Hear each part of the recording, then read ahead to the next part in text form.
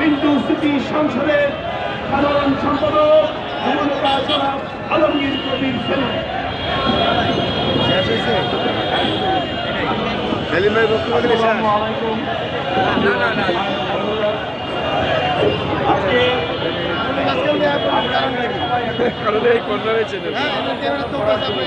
না তখন রোল চলেনি, তার আগে আমি চলে আসছি।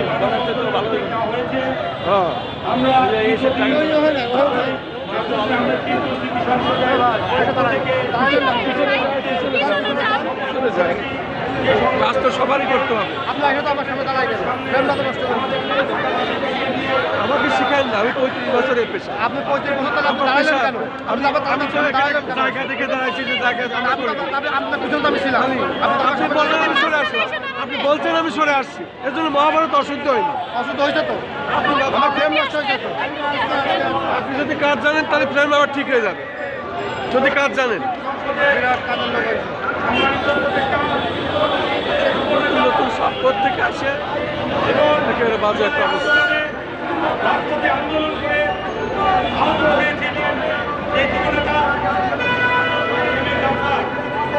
আরো বক্তব্য রাখেন এই আন্দোলনের আরেক সহযোদ্ধা যারা আন্দোলন করে আজকে আমাদের একটি স্বাধীন দেশ দিয়েছেন, সেই দেশের একমাত্র সেই দেশের যোদ্ধা এবং যুবনেতা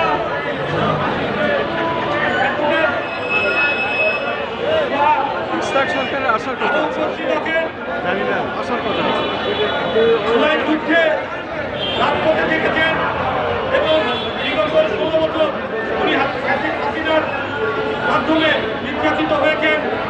আমাদের সেই স্বেচ্ছাসেবক দলের যুবনেতা এবং আরো আছেন আরেক উপদেষ্টা আমাদের সহযোদ্ধা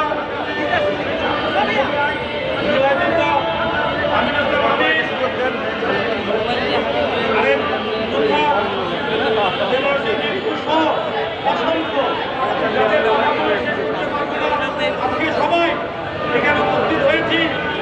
আমরা বিগত 16 বছর উনি হাসিনা দ্বারা নির্যাতিত হয়েছি এবং জুলাই আন্দোলনের মাধ্যমে আমাদের শত শত সন্তানের হত্যার বিনিময়ে একটি স্বাধীন দেশ হয়েছে, যেখানে ফ্যাসিবাদী নেই, এখানে কি তবে ফ্যাসিবাদের বাস্তবতা থাকবে। অবশ্যই আজকে আমি একটি কথাই বলতে চাই, তার বিরুদ্ধে আমরা কোনো অভিযোগ করব না। তার বিরুদ্ধে অভিযোগ করেছেন বর্তমান সরকারের উপদেষ্টা গঠিত তদন্ত কমিটি। তার বিরুদ্ধে যে অভিযোগ পদত্যাগ করা উচিত। বুঝতে পারি যেহেতু উনি করেননি, রাজপথে থেকে পুলিশের বিরুদ্ধে আমরা সংগ্রাম করেছি।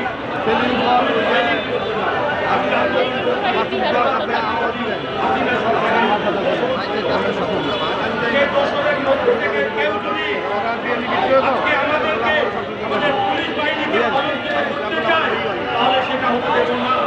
কারণ পুলিশ আমাদের ভাই, পুলিশ আমাদের গর্ব, পুলিশ যে দেশ শাসন সব দেশ পুলিশের মাধ্যমে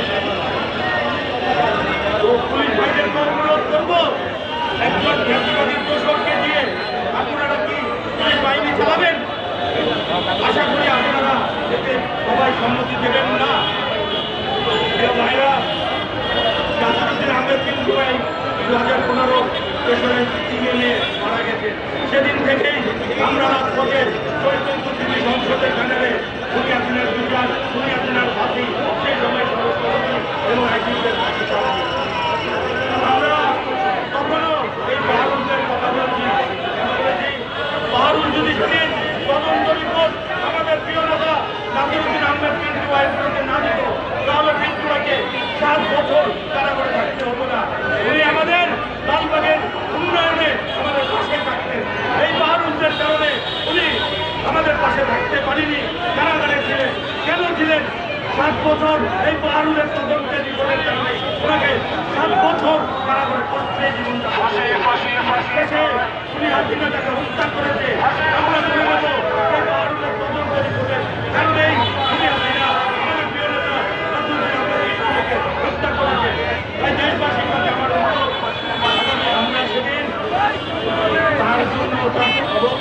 পদত্যাগের জন্য গত বৃহস্পতিবার 48 ঘন্টা সময় কেটে দিয়েছিলাম।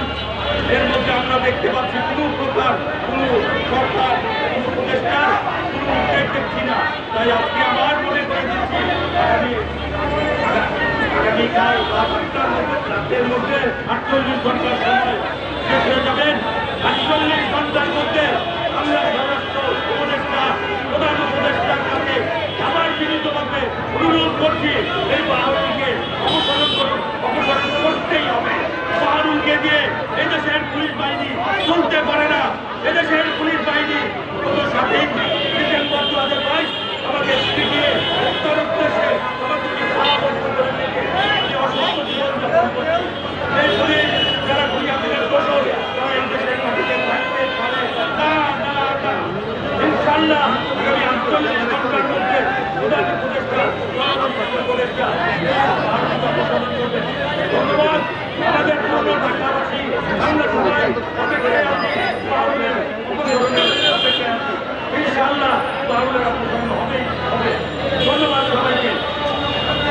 শুধু দর্শক, আমরা জাতীয় প্রেস ক্লাবের সামনে শহীদ প্রিন্সের স্মৃতি সংসদ আয়োজিত মানববন্ধনে আমরা দেখতে পাচ্ছি একের পর এক বক্তব্য চলছে এবং বিক্ষোভ সমাবেশ চলছে।